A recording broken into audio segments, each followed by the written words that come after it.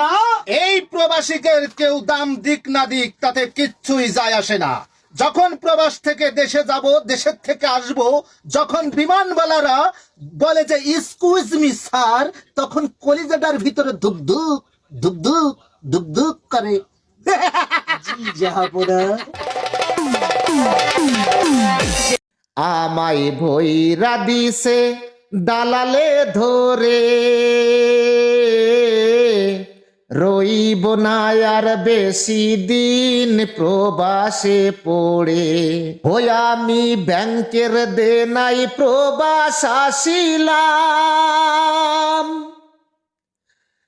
আইবার কালে একটা টাকাও কম নাহি দিলাম, দালাল কম নাহি দিলাম।